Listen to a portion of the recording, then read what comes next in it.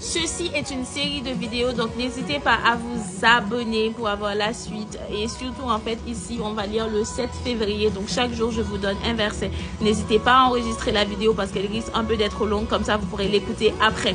Si toutefois, vous n'avez pas d'idée sur quoi méditer, ben, cela, c'est un bon exemple. Alors, on est le mardi 7 janvier.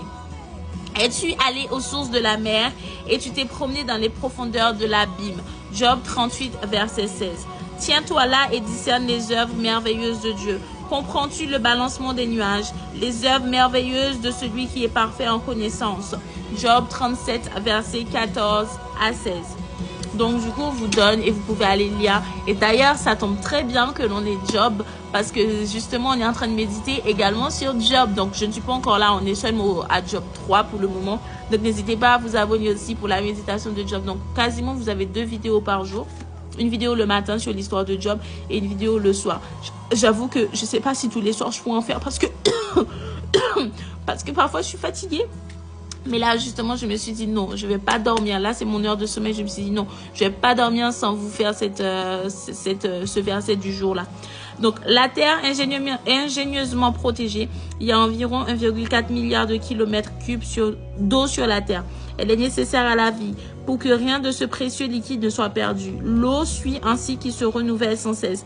Lorsqu'elle s'évapore dans l'atmosphère, elle se refroidit et se transforme en gouttelettes qui forment les nuages et qui, sous l'effet de la gravité, retombent sur la Terre. En conséquence, l'eau ne s'évapore pas dans l'espace et nous avons ainsi une planète bien tempérée, humide et propice à la vie.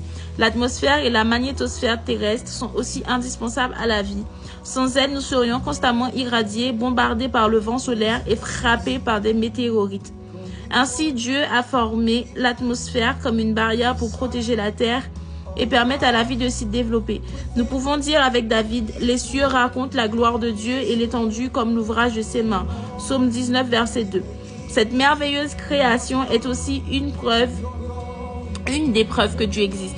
La Bible nous dit que depuis la création du monde, ce qui ne peut pas se voir de lui, c'est-à-dire à la fois sa puissance éternelle et sa divinité, se discernent au moyen de l'intelligence d'après les choses créées. Romains 1, verset 20. Croyant ce que nous dit la Bible, il y a un Dieu créateur. Ce Dieu nous anime. Ce Dieu nous aime.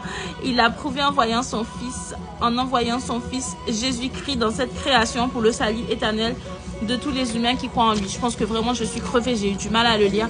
Bref, en tout cas, n'hésitez pas à me dire en commentaire ce que ça vous arrive. J'avoue que j'ai rien compris. Je vous ai lu, je pense que vous allez voir que j'ai rien compris dedans parce que je pense que vraiment je suis fatiguée.